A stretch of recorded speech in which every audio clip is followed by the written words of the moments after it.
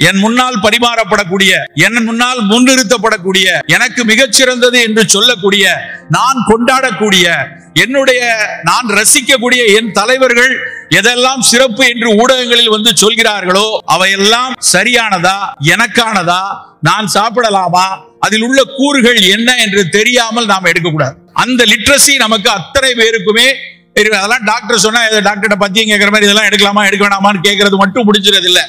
ஒரு வேளை உணவிலும் நம்முடைய அக்கறைகள் இருந்து கொண்டே இருக்கு. எப்படி எடுத்துக்கலாம்? புரியுது சார், நோயெல்லாம் கூடுதுன்னு சொல்றீங்க, இது மாதிரி எல்லாம் குப்பை உணவுகள் இருக்குன்னு சொல்றீங்க. ஏன் உணவு எப்படி இருக்கலாம்? சில விஷயங்களை அப்படியே தொகுத்து பார்க்கலாம். காலையில நம்ம சாப்பிடக்கூடிய உணவுனா முதல்ல நமக்கு ஞாபகம் வருது காஃபி, டீ. நாங்கெல்லாம் சித்தா டாக்டர்னால நாங்க மருந்து எழுதும் போதே வந்து டக்குன்னு பத்தியங்கள் சொல்லுவோம். சில நேரத்துல எங்க பேஷண்ட் சொல்லுவாங்க, சார் எதை வேணாலும் வேண்டாம்னு சொல்லுங்க, இந்த காப்பியை மட்டும் நிறுத்திடாதீங்க, எனக்கு தலையை வெடிச்சிரும், காலையில எழுந்திரிச்சு ஒரு கப் காப்பி குடிக்கலன்னா எனக்கு அவ்வளவுதான் அப்படின்னு சொல்லுவாங்க. அது வந்து அந்த அளவுக்கு நம்ம காப்பிக்கும் டீக்கும் அடிமையா இருக்கும். 200 வருஷமா தான், 200 ஆண்டுகளாக காஃபி டீ இல்லாம இருக்க முடியாத ஒரு சமுதாயம் மாறிடுச்சு. அதுக்கு முன்னாடி ஏதோ ஒண்ணு குடிச்சிருப்போம்ல. 200 வருஷத்துக்கு முன்னாடி என்ன குடிச்சோம்? பெருவாரியான உழவு சமூகம், உழவர்கள், இங்க இருக்கக்கூடிய மக்களுடைய உங்களுடைய அத்தனை தாத்தாபடியும் உழவர்களா தான் இருந்திருப்பாங்க. இந்த உழவு சமூகம் காலையில் பெருவாரியாக என்ன குடிச்சாங்க அப்படின்னா நீராகாரம் குடிச்சாங்க. ஒரு கப்பு நீராகாரத்தை குடித்துட்டு உழவுக்கு போன சமூகம் தான் நம்ம எல்லாம். என்ன மாதிரி நீராகாரம் குடிச்சாங்க? முந்தின நாள் சமைச்சு வச்ச சோறுல தண்ணியை ஊத்தி வச்சுட்டு காலையில நல்லா அதை கரைத்து கொஞ்சம் மோர் விட்டு அதை வந்து காலையில் குடித்து விட்டு வேலைக்கு போனாங்க. அது ரொம்ப பார்ப்பதற்கு இது ஒரு எளிய உணவா தெரியுது.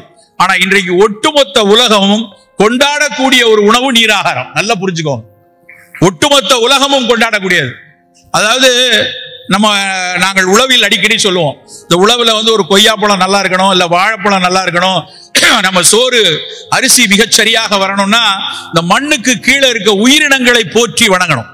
அதனாலதான் இயற்கை வேளாண்மையில திரும்ப திரும்ப உனக்கு சோறு கொடுக்கணுங்கிறதுக்காக இந்த மண்ணுக்கு கீழே கெமிக்கலை போட்டு கோடானு கோடி நுண்ணுயிர்களை கொல்லாதீர்கள், அங்க இருக்கக்கூடிய மண்புழுக்களை வந்து சிதைக்காதீங்க அப்படின்னு நம்ம சொல்லிட்டே இருப்போம். அந்த உயிரிகள் எல்லாம் சேர்ந்துதான் இந்த உயிரியை மிகச்சரியாக வைத்துக் கொள்வதற்கான உணவை கொடுத்து கொண்டே இருக்கு. அதே மாதிரி மண்ணினுடைய உயிர் எவ்வளவு முக்கியமோ அதே மாதிரி இந்த உடலுக்குள் ஏகப்பட்ட உயிரிகள் இருக்கு. இங்க சிவராமன் வந்து பேசிட்டு இருக்கேன்னா என்னுடைய மரபணுல வெறும் 45% தான் ஏன் ஜீன் இருக்கு. மீதி 55%, 55 ஜீன் வந்து 100% உடல்னா 45 தான் என்னுடைய சொந்தக்காரர். மீதி 55 ஏகப்பட்ட பாக்டீரியாக்களும் வைரஸ்களும் என் உடம்புக்குள்ள இருக்கு. அவையெல்லாம் சேர்ந்துதான் நாங்க படிக்கும் போது அதெல்லாம் வெறும் டைஜஷனுக்கு நினைச்சிட்டு இருந்தோம். அந்த உயிரிகள் நலமாக இருந்தால் மட்டும்தான் எதிர்ப்பாற்றல் நலமா இருக்கும். நம்ம உடலினுடைய அடாப்டிவ் இம்யூன் சிஸ்டம் அப்படிம்பாங்க. கோவிட் வருதா, டைபாய்டு வருதா, வைரஸ் வருதா, பாக்டீரியா வருதா, எப்படி எதிர்க்க வேண்டும் என்கிற எதிர்ப்பாற்றலை கொடுப்பது அந்த பாக்டீரியாக்கள் நமக்கு துணை நின்றால் மட்டும்தான். சர்க்கரையை கட்டுப்படுத்தணுமா, இரத்த கொதிப்பை கட்டுப்படுத்தணுமா, புற்றுநோய் சிகிச்சையில துணையாக நிற்கணுமா, எல்லாவற்றிற்கும் நம் குடலுக்குள் இருக்க வேண்டிய பாக்டீரியாக்கள் நல்லா இருக்கணும். அந்த குடலுக்குள் இருக்க வேண்டிய உயிரினங்கள் சரியாக வைப்பதற்கான முதல் உணவு நீராகாரம் நண்பர்களே. அப்ப அந்த நீராகாரத்தை நம்ம போற்றி பாதுகாத்து குடிக்கணுமா வேணாமா? நம்ம அதை யோசிக்க மறந்துட்டோம். பல பேர் அதை செய்வதே இல்லை. இன்றைக்கு ஸ்டான்லி மருத்துவக் கல்லூரி, தமிழ்நாட்டில் இருக்கக்கூடிய ஸ்டான்லி மருத்துவக் கல்லூரி பல ஆராய்ச்சிகள் அந்த நீராகாரத்தை வைத்து செய்திருக்காங்க. இவ்வளவு பெரிய புத்தகம் போட்டிருக்காரு. வெறும் நீராகாரம் எப்படியெல்லாம் ஆய்வில் என்னெல்லாம் முடிவு கொடுத்திருக்கு, பாக்டீரியாவை எப்படி கொடுக்குது, உடலோட எதிர்ப்பாற்றல் எப்படி கொடுக்குது, இரிட்டபிள் பவல் சிண்ட்ரோம் அப்படிம்பாங்க. சாப்பிட்டோடனே டாய்லெட் போயிட்டு வருவாங்க. காலையில டாய்லெட் போவோம் சார், அப்புறம் காலையில காப்பி குடிச்சோடனே ஒரு தடவை போயிட்டு வரணும், சாப்பிட்டோடனே ஒரு தடவை போயிட்டு வரணும்னு சில பேருக்கு இருக்கும். அந்த IBS சொல்லக்கூடிய இரிட்டபிள் பவல் சிண்ட்ரோத்துக்கு நீராகாரம் மிகச்சரியான மருந்து. இல்ல வயிறுல தானா புண்ணாகுது, இன்ஃப்ளமேட்டரி பவல் டிசீஸ் அப்படிம்பாங்க. குழந்தைகள் முதல் நடுவில் வரைக்கும் நிறைய பேருக்கு இருக்கும் கிரான்ஸ் டிசீஸ்னு. அந்த இன்ஃப்ளமேட்டரி பவல் கிரான்ஸ்ல எல்லாம் மருத்துவத்தோடு இணையாக செய்ய வேண்டிய விஷயம் அந்த நீராகாரம். நம்ம ஏன் வாரத்துக்கு ஒரு 2 நாள், இப்ப ஜனவரி விட்டுருவோம், இன்னொரு 15 நாள்ல வெயில் கொளுத்த ஆரம்பிச்சிடும் சேலத்துல. பிப்ரவரியில ஆரம்பிச்சா அடுத்த அக்டோபர் வரைக்கும் இங்க கொளுத்தி தான் அடிக்கும் வெயில். அப்ப அந்த வெயில் காலத்தில் காலையில நம்ம குடிக்க வேண்டிய முதல் உணவு நீராகாரம். நீராகாரம் எடுத்துக்கொள்ளலாம். தேநீர் மிகச் சிறப்பு தான், தேநீர்ல தவறெல்லாம் கிடையாது. தேநீர் ஒரு காலத்துல இப்ப வரைக்கும் உலகெல்லாம் அது மிகச்சிறந்த ஒரு மூலிகை கஷாயம் தான். சீனாவுக்கு போன ஆங்கிலேயர்கள் அங்க இங்க எப்படி நம்ம ஊர்ல படையெடுத்து வந்தானுங்களோ அது மாதிரி அங்க சீனாக்குள்ள போனாங்க. போனப்ப அங்க சீனர்கள் குடிக்கக்கூடிய ஒரு பானத்தை எடுத்து அவங்க குடிச்சாங்க. அவங்களுக்கு உற்சாகமா இருந்தது. தினமும் காய்ச்சலுக்கு தள்ளி வலிக்குன்னு கொடுக்குறான், ஆனா குடிச்சாலே நல்லா இருக்க அப்படின்னு கண்டுபிடிச்சுதான் அவன் அந்த தேயிலையை உலகமெல்லாம் அவன் குடிப்பதற்காக பயிரிட ஆரம்பிச்சான். இங்க இருந்த அத்தனை சோழமண்டல காடுகளையும் அழித்து, இங்க நமக்கு பயன் கொடுத்து கொண்டிருந்த அத்தனை மலைகளையும் அழித்து, ஊட்டிலையும் கொடைக்கானலையும் தேயிலை காடுகளை நட்டு வைத்தது அந்த ஆங்கிலேயன் தான். ஆனால் அந்த தேயிலை அடிப்படையில் அது உடல் நலத்துக்கான ஒரு மூலிகை கஷாயம். ஆனா அந்த தேயிலையை தேநீர் மாதிரி குடிக்கணும். பல பேருக்கு நம்ம வீட்டுல டீ போட தெரியாது. அதுதான் முதல் பிரச்சனை. என்ன சார் டீ போட தெரியாதுன்னு சொல்றீங்க, தினம் குடிக்கிற டீ அப்படின்னு நீங்க சொல்லலாம். நம்ம வீட்டுல குடிக்கிறதுக்கு பேரு டீ கிடையாது. நம்ம வீட்டுல குடிக்கிறதுக்கு பேர் என்ன தெரியுமா? தேநீர் பால் பாயாசம். தினம் நம்ம குடிக்கிறது தேநீர் பால் பாயாசம் நம்ம குடிக்கிறோம். நம்மளுக்கு திரும்ப திரும்ப குடிக்க வைக்கிறது தேயிலையோட எண்ணம் கிடையாது. அதுல இருக்கக்கூடிய பாலும் இனிப்பும் நம்ம மனசுல பதிஞ்சுக்கிட்டு அதுதான் நம்மளை திரும்ப திரும்ப குடிக்க வைக்குது. நம்ம உண்மையிலேயே தேயிலை குடிக்கணும்னா நல்ல கொதிக்கிற வெந்நீர்ல ஒரு தேக்கரண்டி தேயிலையை போட்டு ஒரு 2-3 நிமிடங்கள் காத்திருந்து அதுக்கப்புறம் அதை எடுத்து வடிகட்டி குடிச்சா அதுதான் தேநீர். வெறும் தேநீர் நம்மளுடைய இரத்த நாளங்கள்ல வரக்கூடிய நோய்களை கூட தீர்க்கும் அப்படின்னு இன்னைக்கு அறிவியல் சொல்லுது. புற்றுநோய்களுக்கு சிறப்பு, சர்க்கரைக்கு சிறப்பு. ஆனா அந்த தேநீர் வெறுமன கட்டஞ்சாயான்னு சொல்லுவாங்க இல்லையா, அது மாதிரி வெறுமன வெந்நீரில் தேயிலையை போட்டு மூடி வைத்து அது குடிச்சாதான் அது உடலுக்கு நல்லது. அது மட்டுமா? அது இல்லாமல் நீங்கள் ஏதாவது ஒரு தினம் ஒரு நாளைக்கு இது மாதிரி ஒரு வெறும் தேநீர் குடிச்சுக்கலாம். இன்னொரு நாளைக்கு ஆவாரை தேநீர் குடிக்கலாம். ஆவாரை பூத்திருக்க சாவாரை கண்டதுண்டோ அப்படின்னு சொல்லி ஒரு மொழி உண்டு சித்த மருத்துவத்துல. அவ்வளவு சிறப்பு ஆவாரை, அவ்வளவு மனிதனோடு வாழ்க்கையோடு ஒன்றி இருந்திருக்கிறது ஆவாரை. நான் ஒரு முறை ஒரு கொங்கு தமிழர் ஒருத்தருடைய வீட்டினுடைய இறுதி சடங்குக்கு போயிருந்தேன். அந்த இறுதி சடங்குல கடைசியாக அவருடைய மரணித்த அவருக்கு அவர் உடலை தகனம் பண்ணுவதற்கு முன்னாடி அங்க உள்ள ஒரு பெரியவர் தேடி தேடி ஆவாரம் எடுத்துட்டு வா, ஆவாரம் எடுத்துட்டு வான்னு சொல்லி ஒரு ஆவார குச்சியை எடுத்து அந்த இடத்தில் நட்டு வைத்தாங்க. இங்கேயும் அந்த பழக்கம் இருக்கு. தென் தமிழகத்தில் போய் பார்த்தா இது மாதிரியான நிகழ்வுகள் எல்லாம் ஆவாரையை ஒடித்து வைக்கக்கூடிய ஒரு பழக்கம் இருக்கிறது. ஆவாரை பல நெடுங்காலமாக நம்மிடம் இருந்த ஒரு இது. இன்னைக்கும் நீங்க போய் வரப்பு நிலங்கள்ல பார்த்தா மஞ்சள் கலர்ல பூத்து நிற்கக்கூடிய ஒரு செடி. அது ஆவாரை சர்க்கரையை எப்படி கட்டுப்படுத்துகிறது என்று பல ஆய்வுகள் இன்றைக்கு உறுதிப்படுத்தியிருக்காங்க. சென்னையில் இருக்கக்கூடிய institute of basic medical science வாங்க, அதாவது அடிப்படை ஆய்வுகளை செய்யக்கூடிய மருந்து நிறுவனம், தேசிய சித்த மருத்துவ நிறுவனம், இவங்க எல்லாரும் ஆய்ந்து அறிந்து இந்த ஆவாரை ரத்தத்தில் இருக்கக்கூடிய சர்க்கரையை கட்டுப்படுத்துவதற்கு எப்படி அந்த செல்லுக்குள்ள சர்க்கரையை தள்ளி குளுக்கோஸை தள்ளுது அப்படின்னு ஆய்ந்து அறிந்திருக்கிறாங்க. நம்ம ஏன் ஒரு நாள் ஆவாரை டீ, ஒரு நாள் வெறும் தேயிலை, ஒரு நாள் நீராகாரம், ஒரு நாள் சுக்குமல்லி காஃபி, ஒரு நாள் செம்பருத்தி டீ, அப்படி நம்ம காலையில் குடிக்கக்கூடிய ஒரு பானத்தை ஏதாவது ஒரு மருத்துவ குணமுள்ள ஒரு ஃபங்க்ஷனல் பிவரேஜா எடுத்துக்கணும். இந்த ஃபங்க்ஷனல் ஃபுட் நியூட்ரோசூட்டிக்கல் அப்படிங்கிற சொல் இன்றைக்கு மிகப்பெரிய பலபலம். கியோட்டோ என்று ஜப்பானில் ஒரு பல்கலைக்கழகம் ஊர் இருக்கு. அந்த ஊர்ல இருக்கக்கூடிய பல்கலைக்கழகம் கியோட்டோ பல்கலைக்கழகம். அவங்க தான் முதல்ல ஃபங்க்ஷனல் ஃபுட் அப்படிங்கிற வார்த்தையை சொன்னார்கள். கியோட்டோ பல்கலைக்கழகம் ஃபங்க்ஷனல் ஃபுட்ங்கிற வார்த்தை சொல்ற வரைக்கும் அது பெரிய அளவுல இந்தியாவில் பிரபலமோ உலகத்துல பிரபலம் கிடையாது. அப்படின்னா ஃபங்க்ஷனல் ஃபுட்னா என்ன அர்த்தம் அப்படின்னா மருத்துவ குணமுடைய உணவு அப்படின்னு அர்த்தம். அட பாவிகளா, இதை நாங்கள் தமிழர்கள் காலகாலமாக உணவே மருந்து என்று சொல்லியிருக்கோம். நம்ம உணவே மருந்து என்று சொன்ன சமூகம் நம்ம ஃபங்க்ஷனல் ஃபுட்ங்கிற வார்த்தையை 1980களில் 75க்கு அப்புறம் கியோட்டோ சொன்னதுக்கு அப்புறம் இன்னைக்கு மொத்த உலகமும் உணவு மருத்துவ குணத்தோடு இருக்கணும்னு தேட ஆரம்பித்திருக்கிறார்கள். நாம் சாப்பிட்டு வந்த அத்தனை உணவும், இன்றைக்கும் சாப்பிட்டு கொண்டிருக்கிற அத்தனை உணவும் ஏதாவது ஒரு வகையில் உடல் நலத்துக்கு நலம் பயக்கக்கூடியதா இருக்கணும். அப்படி நலம் பயக்கக்கூடிய ஒன்றா இருந்தால் தான் அது ஃபங்க்ஷனல் ஃபுட். காலை உணவை இது மாதிரியான பானமா எடுத்துக்கொள்ளணும். சரி, காலை உணவை என்ன எடுத்துக்கொள்வது? பானம் எப்படி எடுத்துக்கலாம்? காலைல சாப்பாடு என்ன சாப்பிடலாம்? காலையில சாப்பிட்ற சாப்பாடு எப்படி இருக்க வேண்டும்? யோசிச்சு பார்த்தா காலகாலமா நம்ம கடந்த ஒரு 50-60 வருஷமா வெறும் இட்லி, தோசை, பூரி, பொங்கல், மசால் தோசை, வடை இப்படிதான் சாப்பிட்டுட்டு இருக்கோம். மாற வேண்டிய கட்டாயத்துக்கு வந்தாச்சு. இவ்வளவு நாள் இப்படி சாப்பிட்டது இருந்துட்டு போட்டோம். இட்லி மிகச்சிறந்த உணவு, சந்தேகமே வேண்டாம். இன்றைக்கு வரைக்கும் உங்கள் வீட்டில் குழந்தைகள் இருக்காங்க, வளர்ற குழந்தைகள் இருக்காங்க, இட்லி தான் ஆகச்சிறந்த உணவு, எந்த சந்தேகமும் இல்லை. ஆனா 45 வயசுல நமக்கு காலையில தினம் இட்லி வேணும்னு நினைச்சா அது பெரிய தப்பு. நமக்கு 45 வயதை தாண்டி விட்டது, இல்லை என்றால் ஏற்கனவே சர்க்கரை இருக்கு, ரத்த கொதிப்பு இருக்கு அப்படின்னா காலையில மிகச்சிறந்த உணவாக எடுக்கக்கூடியது நல்ல புரதங்கள் நிறைந்த சுண்டல். நான் நேற்று மாலை ஒரு கட்டுரை படித்துக் கொண்டிருந்தேன். அந்த கட்டுரை ஒரு இதுல ரயில்ல வரும்போது படித்த கட்டுரை. அதுல எழுதியிருக்கிறான் எந்த உணவுகள் வந்து கிளைசமிக் இண்டெக்ஸ் குறைவா இருக்குன்னு ஒரு ஆய்வு சென்னையில் தான் நடந்திருக்கு.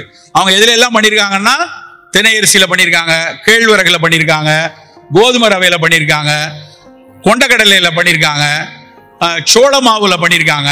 எல்லாத்தையும் ஆய்ந்தறிந்து பார்த்து அவன் லிஸ்ட் பண்ணதுல பெஸ்ட் என்ன சொல்லியிருக்கான்னா வெள்ளை கொண்டை கடலை. அந்த கொண்டக்கடலை சுண்டல் இருக்கு இல்லையா, அது புரதச்சத்தும் அதிகம், சர்க்கரை வேகமாக ரத்தத்தில் கலக்க விடாமல் பண்ணுறது போட்டிருக்கான். ரெண்டாவது எதை போட்டிருக்கான்னா கோதுமை ரவை கிச்சடி, கோதுமை ரவை உப்புமா. அவன் போட்டிருக்க ஸ்டடியில போட்டிருக்குது வீட் புரோக்கன் வீட் ரவா உப்மா. அதை செய்தவர்கள் சாதாரண ஆளுங்க கிடையாது. இந்தியாவின் தலை சிறந்த உணவியல் வல்லுநர்கள் எல்லாம் சேர்ந்து ஆராய்ச்சி பண்ணியிருக்காங்க. நம் தமிழ்நாட்டு உணவுல இதெல்லாம் வந்து கிளைசிமிக் இண்டெக்ஸ் குறைவா இருக்கு. கிளைசிமிக் இண்டெக்ஸ் அப்படிங்கிறது நமக்கு தெரிஞ்சிருக்கணும். இதெல்லாம் ஒன்றும் மருத்துவ வார்த்தைகள் கிடையாது, பயந்துட வேண்டாம். எந்த உணவு ரத்தத்தில் வேகமாக சர்க்கரையை சேர்க்கிறதோ அது ஆபத்து. நல்லா புரிஞ்சுக்கணும். எந்த உணவு வேகமாக ரத்தத்தில் சர்க்கரையை சேர்க்கிறதோ, ஒரு உருளைக்கிழங்க நல்லா வேக வச்சு அப்படியே மசிச்சு சாப்பிட்டீங்கன்னா அதுல இருக்க கார்போஹைட்ரேட் 95% ரத்தத்தில் 3/4 மணி நேரத்தில் உள்ள போயிடும். அதனாலதான் டயபெட்டிக் பீப்பிள் உருளைக்கிழங்கு சாப்பிடாத, வேண்டாம், சிப்ஸ் வேண்டாம்னு சொல்றதுக்கு காரணம் அதுல இருக்கக்கூடிய ஹை கிளைசிமிக் ஃபுட். அப்போ லோ கிளைசிமிக்கா எது இருக்கோ அதுதான் நம்மளுடைய தினம் உணவா இருக்கணும். லோ கிளைசிமிக்கா இருக்கிறதுல தான் அந்த கோதுமை ரவை உப்புமா சொல்றோம், சுண்டலை சொல்கிறோம். நல்ல காய்கறி துண்டுகள் சாலடா எடுத்து சாப்பிடலாம். எல்லா பழங்களை போட்டு ஒவ்வொரு நாள் ஒரு ஸ்மூதியாகவோ இல்லைன்னா பழச்சாறாகவோ எடுத்துக்கொள்ளலாம். நம்ம ஊர்ல மிக மிக முக்கியமான பிரச்சனை என்ன அப்படின்னா புரதம் சாப்பிடுறது ரொம்ப குறைவு. அதுவும் குறிப்பா வெஜிடேரியனா இருந்தா புரதம் வந்து ரொம்ப ரொம்ப கம்மியா எடுக்கிறோம். அப்போ புரதம் அதிகமா வேணும்னா தினம் காலையில ஒரு நல்ல வீட்டுல நீங்க எல்லாம் விவசாய குடும்பத்துல இருந்து இருக்கவங்க தினம் 2 முட்டை, அது ஒரு ஆம்லெட் ஆகவோ வேக வைத்த முட்டையோ அந்த 2 முட்டை எடுத்துக்கொள்ளலாம். இல்ல நான் முட்டை சாப்பிட மாட்டேன், கொஞ்சம் நிலக்கடலை, கொஞ்சம் பாதாம் பருப்பு, அப்படியான பருப்பு கடலை இந்த மாதிரி விஷயத்தோட தான் காலை உணவு இருக்கணும்.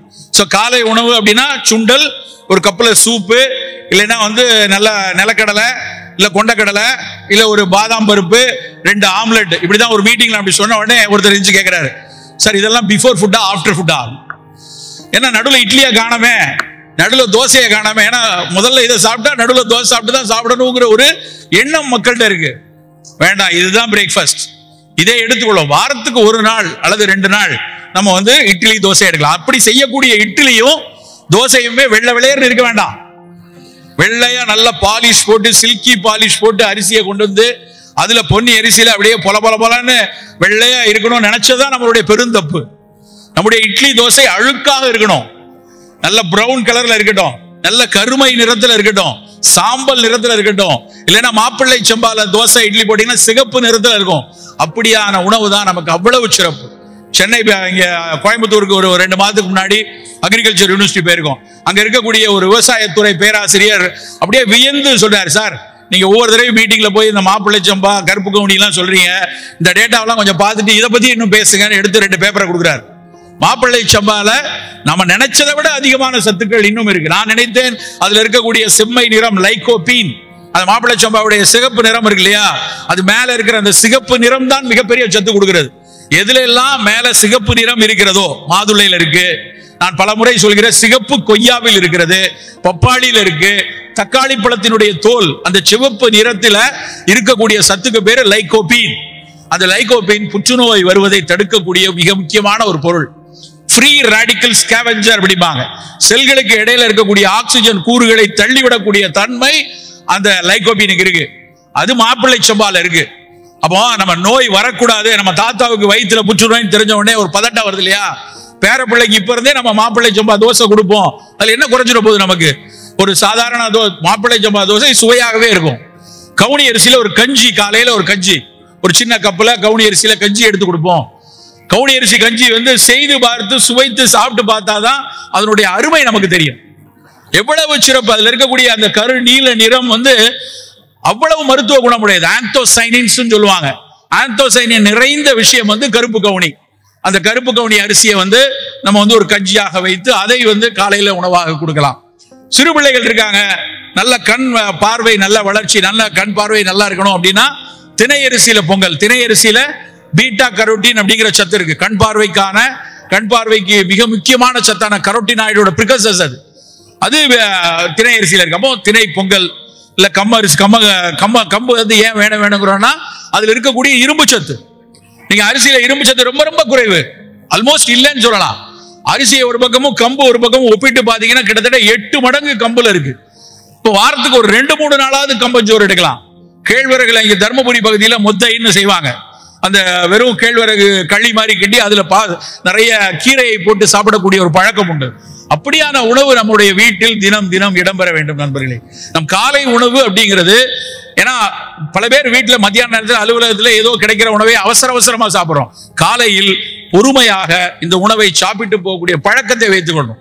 காலையிலையும் பரபரன்னு ஓடக்கூடிய குழந்தைகள், ஸ்கூலுக்கு போறக்கூடிய குழந்தைகள் ஓடும்போது எதையாவது ஒரு டம்ளர் பாலை குடிச்சிட்டு போ, இல்ல ஏதாவது ஒரு பிஸ்கெட்டை கொடுத்துட்டு போங்கிற பழக்கத்திலிருந்து பிள்ளைகளை எடுக்கணும். கண்டிப்பா காலையில புரதச்சத்துள்ள உணவு, சிறுதானிய உணவு, இந்த மாதிரி நிறமி சத்துள்ள அரிசியில் செய்த இட்லியோ தோசையோ குழந்தைகளுக்கு கொடுப்பது சிறப்பா இருக்கு. மத்தியான சோறு என்ன சாப்பிடலாம்? மதியம் சாப்பிடுறதுலயும் நம்முடைய பெரிய குறைபாடு, நம்ம வெறும் சோறை போட்டு சாப்பிட்டு சோறு மிக குறைவாக இருக்கலாம். மிக குறைந்த அளவுல சோறு, நிறைய காய்கறி, நிறைய கீரை, பழத்துண்டுகள், இறைச்சி சாப்பிட்டா முதல் தேர்வு மீன்களா இருக்கட்டும். இந்த ஊர் பகுதியில காங்கேயம் பகுதியில கருப்பு கோழி இருக்கு.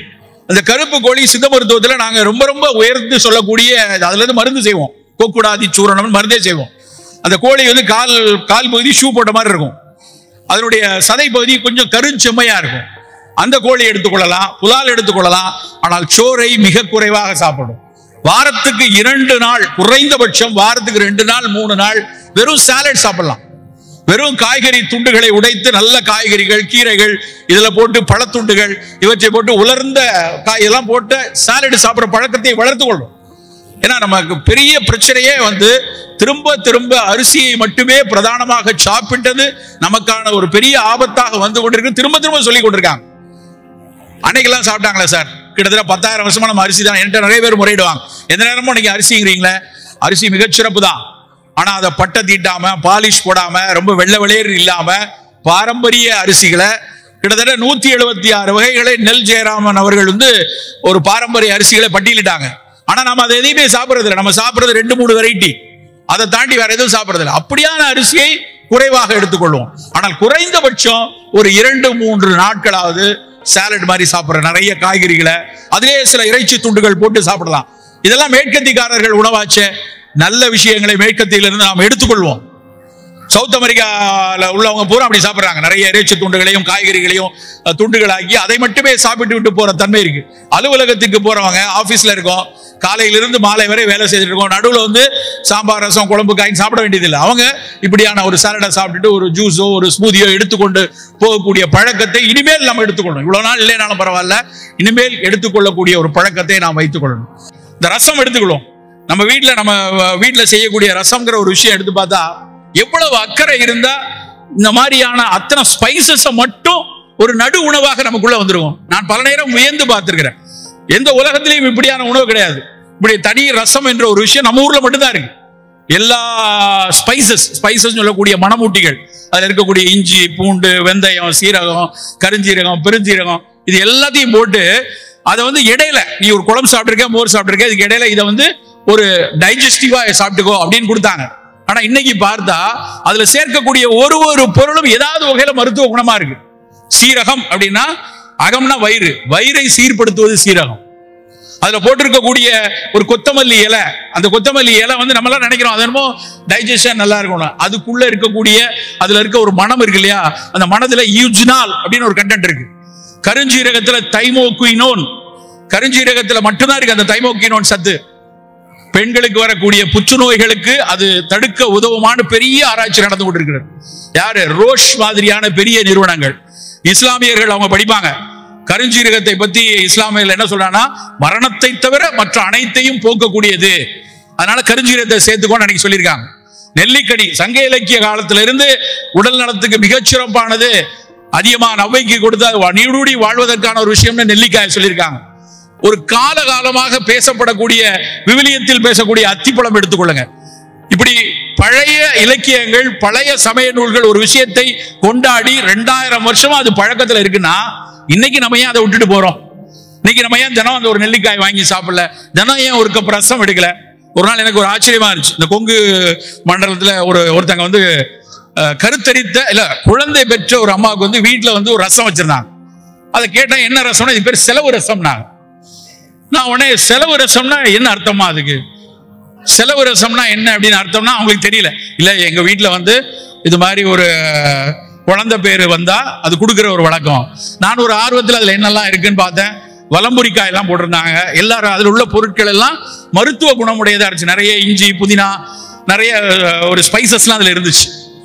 ஆனால் எனக்கு மனசுல புரியவே இல்லை, எதற்காக செலவு ரசம் என்று பேர் வைக்கிறாங்க. பல பேருக்கு உங்களை தெரியுமா இருக்காது. செலவு ரசம் ரொம்ப மெய் சிலிர்த்து போனேன் அந்த விஷயத்தை கேள்விப்பட்டதுக்கு அப்புறம். அப்ப அழகா ஒரு பெரியவர் சொன்னாரு, சார் பொதுவா ரசத்துக்குரிய எல்லா பொருளும் எங்க தோட்டத்திலேயே கிடைக்கும். எல்லாம் எடுத்துட்டு சில பொருட்களை விலை கொடுத்து வாங்கி வரும், அது ஒரு செலவு.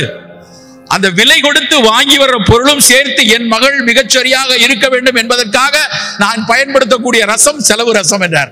எவ்வளவு முக்கியமான விஷயம். கொண்டாடப்பட வேண்டியது ஒரு ஒரு பொருளுக்கு பின்னாடியும் ஒரு கருத்து இருக்கு.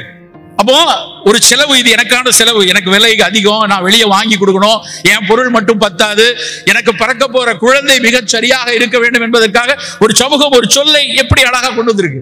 சட்னி அரைக்கிறோம், தினம் இதுக்கு தேங்காய் சட்னி, ஒரு நாள் கருவேப்பிலை சட்னி அரைப்போம். கருவேப்பிலை வந்து யாரும் மதிக்கிறதே இல்லை. கடையில எல்லாம் போனீங்கன்னா காய்கறி நல்லா வாங்கினா ஒரு கொப்பளவுக்கு உடைச்சு ஃப்ரீயா கொடுக்குறான். போகும்போது கருவேப்பிலை வச்சுக்கோங்க சார், நீங்க தான் 150 ரூபாய் 200 ரூபாய்க்கு வாங்கிருக்கீங்கல்ல, நான் சத்தம் போடுவேன், ஏன் ஃப்ரீயா கொடுக்குறீங்க? ஏன்னா நம்மளுக்கு வந்து ஃப்ரீயா கொடுத்தா அது மேல மதிப்பே இருக்காது. கருவேப்பிலைய இலினாய்ஸ் பல்கலைக்கழகம், சிகாகோவில் இருக்கக்கூடிய இலினாய்ஸ் பல்கலைக்கழகம் ஐஜிடியில இருந்து டயபெட்டிக்கா, அதாவது இம்பேர்டு குளுக்கோஸ் டாலரன்ஸ் சொல்லுவாங்க, சர்க்கரை வருவதற்கான வாய்ப்புள்ளவர்கள் இருந்து முழு சர்க்கரையா வருவதை தடுப்பதற்கான ஒரு பொருளாக கருவேப்பிலையை காப்புரிமை செய்திருக்கிறார். கார்பனலாய்டு ஒரு ஆல்கலாய்டு அதுல இருந்து பிரிச்சு அது வந்து it delays the development of diabetes mellitus நம்ம பேட்டன் பண்ணி வச்சிருக்கான். ஆனா நம்ம கருவேப்பிலைய சாப்பாடுல இருந்தா கூட ஓரமா ஒதுக்கி வைக்கிறது. அதுதான் உள்ள இருக்கல, எதுக்கு ஓரமா இலையில ஓரமா, ஏன் தின்னா செத்தா போயிருவேன், கருவேப்பிலை தூக்கி ஓரமா வைக்கிறது, மிளகை தூக்கி பொறுக்கி ஓரமா வைக்கிறது. மிளகு தான் காரம் சேர்ந்துருச்சுல, அது எனக்கு வராது, எனக்கு விக்கல் வரும் அப்படின்னு தூக்கி ஓரமா வைப்பாங்க. கருவேப்பிலை மிளகெல்லாம் நம்ம ஆயுசுக்கும் பல்வேறு உடல்நலத்துக்கு நமக்கு வந்து ஒரு ஊட்டம் கொடுக்கக்கூடிய பொருள். அப்போ சட்னி அரைக்கிறது, ஒரு நாள் கருவேப்பிலை சட்னி அரைப்போம், ஒரு நாள் வந்து நம்ம சாப்பிடக்கூடிய உணவுல வெங்காய சட்னி அரைச்சு சாப்பிடுவோம். சிறிய வெங்காயம் அவ்வளவு சிறப்பு. இருக்கிற வெங்காயத்துல நீங்க வந்து பெரிய வெங்காயம் இருக்கு, சின்ன வெங்காயம் இருக்கு. பெரிய வெங்காயம் வேகமா கட் பண்ணிடலாம், சின்ன வெங்காயம் பிரிச்சு உரிச்சு எடுக்க கொஞ்சம் கஷ்டமா தான் இருக்கும். ஆனா பெரிய வெங்காயத்தை விட அந்த ஃபீனாலிக் காம்பவுண்ட் 2600 மடங்கு அதிகம் சின்ன வெங்காயத்துல இருக்கு. அப்ப சின்ன வெங்காயத்தை நம்ம வந்து ஒரு தயிர் பச்சடி மாதிரி சாப்பிடலாமா? சின்னதா ஒரு விஷயம் நல்லா புரிந்து கொள்ளணும். வெங்காயம் வெள்ளைப்பூண்டு ரெண்டுல, வெங்காயம் வெள்ளைப்பூண்டு ரெண்டும் ஒரே குடும்பம் தான், மிகச்சிறப்பான விஷயம். ஆனா வெள்ளைப்பூண்டை வேக வச்சு சாப்பிடணும். ஒரு 10 பல் எடுத்து கொஞ்சம் வேக வச்சு மசிச்சு சாப்பிட்டா அது இதயத்துக்கு நல்லது, ரத்த கொழுப்பை குறைக்கும், ரத்த கொதிப்பு கூடாம வச்சுக்கும். இப்படி பல பண்புகள் பூண்டுல இருக்கு. வெங்காயம் சாப்பிடும் போது அது வேக வைக்க கூடாது, வெங்காயம் பச்சையா இருக்கணும், நல்லா அப்படியே கட் பண்ணி தயிர் பச்சடியா சாப்பிடலாம். நான் ஒரு முறை ஒரு மறந்துட்டேன், ஒரு ஜெர்மனியில் இருக்கக்கூடிய ஒரு அம்மா, அவர்கள் கொடுத்த உணவு தான் உலகத்திலே மிகச்சிறந்த, அதாவது நோயாளிகளுக்கு கொடுக்கக்கூடிய உணவுல குறிப்பா நான் கம்யூனிகபிள் டிசீஸ் இருக்கக்கூடிய புற்றுநோய் மாதிரியான நோயாளிகளுக்கு கொடுக்கக்கூடிய மிகச்சிறந்த உணவு அப்படின்னு சொல்லி ஒரு உணவை அவங்க எழுதியிருக்காங்க. அதுக்காக உலகம் முழுக்க பரிசீலிச்சிருக்காங்க. என்ன பார்த்தானா அதுல அந்த உணவு என்னன்னா சீஸ் வித் ஃபிளாக்ஸ் சீடு. உங்களுக்கு தெரியல, சீஸ் பால்ல இருந்து செய்யக்கூடிய அந்த சீஸ், அதுல ஃபிளாக்ஸ் சீடு போட்டு சாப்பிடக்கூடியது அவங்க ரொம்ப பிரபலமா எழுதிட்டாங்க. நம்ம ஊர்ல சீஸ் சாப்பிட்ற பழக்கம் கிடையாது, இப்போ கொஞ்சம் பேர் சாப்பிட ஆரம்பிச்சிட்டாங்க, அது வேற விஷயம். ஆனால் சீஸ் வித் ஃபிளாக்ஸ் சீடுக்கு ஏன் அது மிகச்சிறப்பு என்று பார்த்தா அதுல அவங்க சொல்றாங்க, அந்த ஃபிளாக்ஸ் சீடு வந்து ஒமேகா 3 ஒமேகா 6 இருக்கு, பிளஸ் அதுல இருக்கக்கூடிய ஃபைபர், சீஸ்ல இருக்கக்கூடிய சில ரசாயனங்கள் எல்லாம் அவன் சொல்றான். நான் யோசிச்சு பார்த்தா அதை விட அதே அறிவியல் அடிப்படையில் பார்த்தா ஆக சிறந்தது தயிர் பச்சடி. நீங்க தயிர் பச்சடி எடுத்துங்க, வெறும் தயிர் வெங்காயம், அதே சீஸ்ல இருக்கக்கூடிய அத்தனை சத்தும் அந்த தயிர்ல இருக்கு. அந்த ஃபிளாக்ஸ் சீடை விட பல மடங்கு அதிகம் நம்ம ஊர் சின்ன வெங்காயம். அப்ப ஏன் ஒரு 4 வெங்காயத்தை தயிர் பச்சடியில் போட்டு நம்ம சாப்பிடக்கூடாது? அது ஒரு நமக்கு நம்ம ஊர் உணவுகளை கொண்டாடும் மனோபாவம் நம்மகிட்ட இல்ல. நம்ம வந்து வெளிநாட்டு உணவுகளை பார்த்தா அப்படியே வியந்து பார்க்கறே, அது அமெரிக்கால எல்லாம் சாப்பிட்றானா, நீ ஆலிவ் வாங்கி சாப்பிடலையா, நீ வந்து அப்படியே போய் ஆப்ரிகாட் சாப்பிடலையா, நீ வந்து உன்னுடைய வீட்டில் வந்து கிவி ஃப்ரூட்லாம் கட் பண்ணலையான்னு கேட்கறான். டே கிவி நல்லதுதான், அதான் அவன் நியூசிலாந்துக்காரன் சாப்பிடட்டும், ஆஸ்திரேலியாக்காரன் சாப்பிடட்டும், அவனுக்கு நல்லது. நம்ம ஊர் கொண்டாட வேண்டியது நெல்லிக்காய். அந்த பெரிய நெல்லிக்காயில இருக்கக்கூடிய விட்டமின் சி வந்து கிட்டத்தட்ட 3 ஆரஞ்சு பழம் சாப்பிட்டா தான் கிடைக்கும் ஒரு நெல்லிக்காயில. நானும் எங்க குடும்பத்தில் ஒரு நாள் வந்து நாங்க வந்து ஒரு தோட்டத்துக்கு போறோம். அந்த தோட்டத்தை விட்டு திரும்புற இடத்துல வந்து ஒரு இடத்துல நிறைய நெல்லி மரங்கள். அந்த நெல்லி மரங்கள் இருக்குது. பார்த்தோன்னே என் மனைவி, வா எவ்வளவு காய்ச்சி இருக்கு, நம்ம கொஞ்சம் போய் கேட்டு வாங்கிட்டு போவோம் அப்படிங்கிறாங்க. வண்டியை நிப்பாட்டிட்டு அங்க உள்ள தோட்டக்காரர்கிட்ட கொஞ்சம் எங்களுக்கு அந்த நெல்லிக்காய் விலைக்கு கிடைக்கும், ஒரு நல்ல ஒரு பெரிய தோட்டம், நெல்லி தோட்டம். அந்த தோட்டக்காரர் சொல்றாரு, சார் எவ்வளவு வேணுமோ எடுத்துட்டு போங்க, பறிக்கிறதுக்கு ஆள் கிடையாது. 5 ரூபாய்க்கு கிலோ போகுது, வெறும் 5 ரூபா கிலோ வந்து நெல்லிக்காயில இருக்க.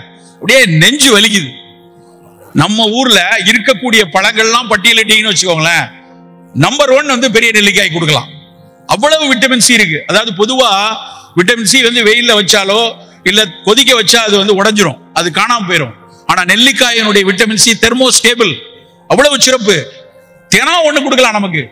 அது வந்து வெறும் விட்டமின் சி மட்டும் இல்ல, அதுல இருக்கக்கூடிய வயோதிகத்தை தூண்டக்கூடிய பல்வேறு விஷயங்களை கட்டுப்படுத்த நொதிகள் அதுல இருக்கு. அப்ப நம்ம தினம் ஒரு நெல்லிக்காய் எடுத்து சாப்பிட்டு இங்க இருக்கக்கூடிய 1 கோடி மக்கள் சாப்பிட்டா எத்தனை விவசாயிக்கு அது மிகச்சிறப்பா இருக்கும்.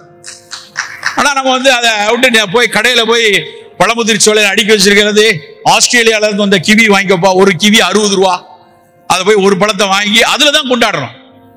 மற்ற நாட்டுக்காரர்கள் வந்து அவரவர்களுடைய பழத்தை கொண்டாடுறாங்க. நான் ஒரு நாள் அபுதாபில இருந்து வரும்போது என்னுடைய பேகேஜ்ல ஹேண்ட் லக்கேஜ் வந்து 7 கிலோ பிடிக்கலாம், 8 கிலோ இருந்தது. நான் சொன்னேன் 8 கிலோ இருக்கு, 1 கிலோ வந்து குறைக்கணும் அப்படிங்கிறேன். அந்த விமான சிப்பந்தி என்ற சொல்றாங்க, சார் என்ன சார் வச்சிருக்கீங்க? இல்ல 2 கிலோ பேரிச்சம்பழம் வச்சிருக்கேன். இல்ல பேரிச்சம்பழம் எடுத்துட்டு போங்க, இது எங்க நாட்டுடைய பிரைடு, கொண்டு போங்க அப்படிங்கிறான். அவன் நாட்டு பேரிச்சம்பழம் அவனுக்கு கொண்டாடுறான். அவர்கள் நாட்டில் காலையில போனா அவன் வந்து ஒரு கவாட்டி, நான் குவைத்திலேயோ சுவைதுலயோ போறேன், சவுதியில வந்து ஒரு கவாட்டி, ஒரு டீ கொடுத்து ஒரு பேரிச்சம்பழத்தை கொடுத்து வரவேற்கிறார்கள். நம்ம வீட்டுல எத்தனை பேர் ஒரு நெல்லிக்காயை கொடுத்து வரவேற்கிறோம்? உங்க வீட்டுக்கு யாராவது வராங்கன்னு வச்சுக்கோங்களேன், ஒரு கப்பு நீராகாரமும் ஒரு நெல்லிக்காயும் கொடுப்பீங்களா? ஐய, வந்தவங்களுக்கு போய் நீராகாரத்தையும் நெல்லிக்காய் எப்படிங்க கொடுக்கிறது? ஏன்னா நமக்கு நம்முடைய உணவை பற்றிய ஒரு அவமானம் இருக்கிறது. மாற வேண்டும் நண்பர்களே, நம்ம மாறணும். நம்ம வீட்டினுடைய பிரைடு, நம்ம நாட்டினுடைய பிரைடு அது. அப்ப அந்த பிரைட் ஃபேக்டர் தான் முன்னாடி நிறுத்தணுமே ஒழிய குப்பைகளை கொண்டு வந்து முன்னாடி நிறுத்தக்கூடாது. வாழைப்பழத்தை எத்தனை பேர் இதா பாக்குறான்? ஒரு வீட்டுல யாரோ வீட்டுக்கு போறீங்க, எத்தனை பேர் வீட்டுக்கு போறோம், போகும்போது கடையில போய் பழமுதிர் சோலை நிறுத்துறோம், எங்கேயா போனா என்ன வாங்குறோம்? 1 கிலோ ஆப்பிள் கொடுப்பா, 1 கிலோ மாதுளம்பழம் கொடுப்பா, ஏன் ஒரு செவ்வாழைப்பழம், ஒரு நேந்திரன் வாழைப்பழம், ஒரு நாட்டுப்பழம் வாங்கிட்டு போக கூடாதா? வாழைப்பழத்தின் மீது அவமரியாதை. நிறைய பேர் நினைக்கிறது வாழைப்பழத்தை பல பேர் பத்தி ஸ்டாண்டா மட்டும் தான் வச்சிருக்கான் வீட்டுல. பிள்ளையாருக்கு முன்னாடி வாழைப்பழத்தை வச்சு பத்தியை சொருகி வச்சுட்டு அப்புறம் அதை அழுகி தூர போயிடும். தினம் தினம் காலையில் கூட சாப்பிட வேண்டிய பழங்கள்ல 1 வாழைப்பழம். சக்கரை வியாதிக்காரங்க எடுக்க வேண்டாம், ஆனால் வளரக்கூடிய குழந்தைகள் மிகச் சிறப்பானது. அந்த பழத்துல எனக்கு ஆச்சரியமான விஷயம் என்னன்னா, இரவில் நம்ம ஆளுங்க வாழைப்பழம் சாப்பிட்ற பழங்க ரொம்ப நாளா வச்சிருந்தாங்க. இந்த சுகர் கூடுற வரைக்கும் அவ்வளவு இப்பதான் குறைஞ்சிருச்சு. இந்த வாழைப்பழம் ஒண்ணுதான் மனதிற்கு மிகச்சிறந்த பழம் என்று கண்டுபிடிச்சிருக்கான். மனசை ஆற்றுப்படுத்துறது. நிறைய உளவியல் மருத்துவர்கள் பயன்படுத்துவாங்க. ஹாப்பினஸ் ஹார்மோன் கொடுப்பாங்க. ரொம்ப மூட் எலிவேட்டர் வேணும், அவன் ரொம்ப டிப்ரெஸ்டா இருக்கான், அந்த டிப்ரெஸ்ஸா இருக்க உனக்கு வந்து கொஞ்சம் மூட் எலிவேஷனுக்கு மருந்து எழுதுவாங்க. அந்த மருந்தினுடைய மூலக்கூறு உள்ள 2 பழம், ஒன்னு வாழைப்பழமும் இன்னொன்னு மாதுளம்பழம். நல்லா யோசிச்சுக்கோ. இப்போ உங்களுக்கு அப்பப்ப டிப்ரெஸ்ஸா இருக்கு, மன எழுச்சி இல்ல, ஒரு உற்சாகம் இல்ல, ஒரு விஷயத்தை ப்ரோக்கியா செய்ய முடியலன்னா தினம் மாதுளம்பழம் ஜூஸ் குடிக்கலாம். ஒரு வாழைப்பழம், சர்க்கரை வியாதி இல்லாதவர்கள் தினம் ஒரு வாழைப்பழம் எடுக்கலாம். எவ்வளவு வகை வாழைப்பழம் நம்மகிட்ட இருக்கு. களியக்காவலையில இருந்து எடுத்துக்கோங்க, தமிழ்நாடு எல்லையினுடைய அந்த பக்கம் களியக்காவலை, இந்த பக்கம் தருமபுரி, ஒசூர் வச்சுக்கோங்க. ஒவ்வொரு ஊர்லயும் கிட்டத்தட்ட 40 வகையான பழம் நம்ம ஊர்ல மட்டுமே இருக்கு. தோவாளை பகுதியில் மட்டி அப்படின்னு நாகர்கோவில் ஒரு பழம் இருக்கு, இவ்வளவுதான் இருக்கும், சுண்டு விரல் அளவுல. அதை தான் வந்து குழந்தைகளுக்கு கொடுப்பாங்க. இந்த வீனிங் பீரியட்ல தாய்ப்பால் முடிஞ்சு திட உணவுக்கு பழக்கும் போது கொடுக்குற பழம் மட்டி பழம். உடல் அதே குழந்தை ரொம்ப நோஞ்சானா இருக்கு, 2 வயசுல வந்து வெறும் 6 கிலோ தான் இருக்கு அப்படின்னா நேந்திரன் பழம் கொடுப்பாங்க. இன்னைக்கும் கேரளத்துல நேந்திரன் பழம் மாவுல கஞ்சி செஞ்சு கொடுப்பாங்க, பழமாவு கஞ்சி. எடையை கூட்டுவதற்கு அந்த நேந்திர பழம். குதிகாலில் வலி இருக்கு, நின்றுகிட்டே இருக்கும், ஒரு ஆசிரியரா இருக்காங்க, ஒரு காவல் தொழிலாளியா இருக்காரு, நின்றுட்டே இருந்தா குதிகாலில் வலிக்கும், தூங்கி எதிர்த்து நின்ன உடனே குதிகாலில் வலி இருப்பாங்க, அவங்களுக்கு கொடுக்கறது செவ்வாழை. அந்த கால்கேனியஸ் ஸ்பர் அப்படிம்பாங்க, அதுக்கு கொடுக்கறது செவ்வாழை. மூலம் இருக்கிறது, மலச்சிக்கல் இருக்கு, மலம் சரியா போகல, நாட்டு வாழைப்பழம் கொடுப்பாங்க. திருச்சி பக்கத்துல வந்து பாத்தீங்கன்னா பச்சை கலர்ல இருக்கும் மோரிஸ்னு வாழைப்பழம். இப்ப இன்னைக்கெல்லாம் அந்த பச்சை கலர் மோரிஸை காணோம், ரொம்ப நாளா காணோம். ஆனா அந்த மோரிஸ் வாழை குளிர்ச்சி, பெண்களுக்கு வெள்ளைப்படுதல் இருந்தா அந்த மோரிஸ் வாழைப்பழம் தான் மிகச்சிறப்பு, அதை கொடுப்பாங்க. மலைப்பழம், சிறுமலைப்பழம், திண்டுக்கல் சிறுமலைப்பழம், ஈரோடு தேன்கடி வாழை, இன்னும் தர்மபுரி ஏலக்கி. ஒவ்வொரு பழத்துக்கு பின்னாடி ஒரு மருத்துவ குணத்தை சொல்லியிருக்காங்க நம்மளுடைய மூத்தோர்கள். எங்கேயாவது வாஷிங்டன் ஆப்பிளுக்கு ஒரு குணம், காஷ்மீர் ஆப்பிளுக்கு ஒரு குணம், இல்லைன்னா ஐரோப்பாவில் விளையாடுற ஆப்பிளுக்கு ஒரு குணம் எங்கேயாவது படிச்சிருக்கோமா? நம் ஊரில் இத்தனை மிகச்சிறப்பான குணங்கள் உள்ள பழங்கள் கொட்டி கிடக்கிறது நண்பர்களே. பழங்களை பழக்கணும். நம்ம குழந்தைகளுக்கு, நம்ம வீட்டில் இருக்கவங்களுக்கு இது மாதிரி பழங்களை கொடுக்கணும். தொகுப்பாக இன்றைய விழாவில் ஒரு சில கருத்துக்களை தொகுத்து சொல்லிவிட்டு விடைபெறுகிறேன். நம் உணவு வேகமாக ரத்தத்தில் சர்க்கரை சேரக்கூடிய உணவாக இருக்கக்கூடாது. நல்லா புரிஞ்சுங்க. சில டேக் ஹோம் மெசேஜ்னு சொல்லுவோம். இங்க இருந்து வெளியே போகும்போது கொண்டாடி மகிழ்ந்து எல்லாவற்றையும் பார்த்து விட்டு வெளியே செல்லும் போது நம் மனதுக்குள் வைத்துக் கொள்ளக்கூடிய விஷயம், நம் உணவு இனிமேல் வேகமாக ரத்தத்தில் சர்க்கரை சேர்க்கக்கூடிய உணவு இருக்கக்கூடாது. அதிக உப்பு இருக்கக்கூடாது. ஒரு நாளைக்கு தேவையான உப்பின் அளவு, ஒரு நாளைக்கு நான் சொல்றது ஒரு நாளைக்கு தேவை 4 கிராம் தான். நம்ம சாதாரணமா நம்ம சேர்க்கிறது 8 கிராம். நல்லா புரிஞ்சுக்கோங்க. நம்ம வீட்டுல சாம்பார், ரசம், குழம்பு, ஊறுகாய், தொக்கு எல்லாம் சேர்த்து சாப்பிடுறது 8 கிராம். அப்போ ஒரு நாளைக்கு சாப்பிடுற 4 கிராம் சாப்பிட வேண்டியதுக்கு டபுள் மடங்கு சாப்பிட்டு இருக்கோம். அப்ப சர்க்கரையும் வந்துருச்சுன்னு வைங்க, கண்டிப்பா சிறுநீரக நோய்க்குள்ள போய் சேர்ந்துரும். சோ உப்பை குறைச்சிருங்க. உங்க வீட்டுல யாராவது சாப்பிடாது உப்பு போடலையான்னு சொன்னா பரவாயில்ல, ஆமா சார் போடல, இதை வேணா சாப்பிடல, வெளியே போய் சாப்பிட சொல்லுங்க. உப்பை குறைத்து கொள்ளணும். சர்க்கரை வேண்டாம், உப்பை குறைச்சிக்கோங்க. மெல்ல மெல்ல ரத்தத்தில் சேர்க்கக்கூடிய உணவுகள் தான் எடுக்கணும். கிழங்குலயே நான் முந்தானத்து வந்து ஒரு திருவனந்தபுரத்தில் CTCRI இருக்கு, centre for tuber crop research centre. அங்க ஒரு சயின்டிஸ்ட பேசிட்டு இருக்கார். சார் எல்லா கிழங்குமே விளங்காதா? யார்கிட்ட போய் கேட்டாலும் உருளைக்கிழங்கு வந்து பிரச்சனை நமக்கு எல்லாம் தெரியும், வேற கிழங்குன்னு அவர் அழகா ஒரு விஷயம் சொல்றாரு. எங்க ஊர் பகுதியில், திருநெல்வேலி பகுதியில் சிறுகிழங்குன்னு ஒன்று உண்டு. உங்களை சில பேருக்கு தெரிஞ்சிருக்கலாம். இங்கெல்லாம் சென்னை பகுதியில எல்லாம் சிறுகிழங்கே கிடையாது. அந்த சிறுகிழங்கு எப்படின்னா, எங்க அம்மா எல்லாம் சமைக்கும் போது பாத்துருக்கேன், ஒரு துணிப்பையில் அந்த கிழங்கை போட்டு அப்படி கையை துணிப்பையை அப்படியே ஒரு திருப்புனா அது மேல இருக்க தொலி போயிடும். தொலியை போய் ஸ்கிராப்பரை வச்சு எடுக்க வேண்டாம், துணிப்பைகளை போட்டு இப்படி பரட்டினா போயிடும். குட்டி குட்டி உருளைக்கிழங்கு இருக்கு இல்லையா, அதே மாதிரி இருக்கும் அந்த சிறுகிழங்கு. அவ்வளவு சுவையா இருக்கும். அதுக்கு பேர் சைனீஸ் பொட்டேட்டோன்னு பேர். கொலகேஷியா பொட்டாட்டிக்கலா கொலகேஷியா சொல்றாங்க. அந்த சைனீஸ் பொட்டேட்டோ சர்க்கரையில வந்து வேகமா ஏத்தாது, உருளைக்கிழங்கு அளவுக்கு ஏத்தாது அப்படின்னு சொன்னாங்க. நான் வந்து அப்படியே வியந்து பார்த்தேன். இந்த உருளைக்கிழங்குல குட்டி இதுல இப்படி ஒண்ணு இருக்கா? திருநெல்வேலி மாவட்டத்தில் பாவூர் சத்திரம்னு ஒரு இடம் இருக்கு. அங்க ஒரு மார்க்கெட்டே இருக்கு, சிறுகிழங்குக்கான ஒரு மார்க்கெட் அங்க வைத்துக் கொண்டிருக்கிறார். இதெல்லாம் தாண்டி இரவு உணவு ரொம்ப ரொம்ப முக்கியமானது. இரவு உணவுல வந்து நம்ம ஒரு 6:30 மணி 7 மணிக்கு இரவு உணவை முடிக்கக்கூடிய ஒரு பழக்கம் வைக்கணும். இன்னைக்கு பல நேரத்துல பிரச்சனை. அதுவும் நான் நிறைய இது மாதிரி திருமண மண்டபத்துல எல்லாம் நான் பார்த்திருக்கேன். கல்யாணங்கள்ல ராத்திரி சாப்பாடு தான் ஆக சிறப்பா இருக்கும். அதுவும் கிட்டத்தட்ட 60-70 வெரைட்டியை போட்டு ராத்திரி சாப்பிடுறத ராத்திரி 11 மணி வரைக்கும் வந்து 15-20 வெரைட்டி சாப்பாடை சாப்பிட்டுட்டு போற ஒரு பழக்கம் எல்லாருக்கும் கூடிக்கொண்டே இருக்கு. விருந்து அப்படின்னாலே இரவு தான், கொண்டாட்டனாலே இரவு தான். வெளியே போய் சாப்பிட்டாலும் சனிக்கிழமை ராத்திரி எல்லாம் சென்னையில எங்கேயும் காரை நிறுத்த முடியாது, எல்லா ஹோட்டலும் நிரம்பி வழியும்.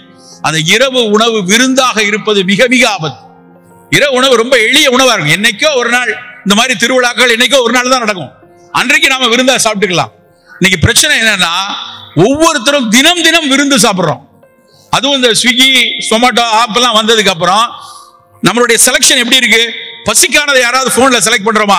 பயங்கரமா வயிறு பசிக்கு டக்குனு 2 இட்லி வாங்கி சாப்பிடுறோமா? கிடையாது.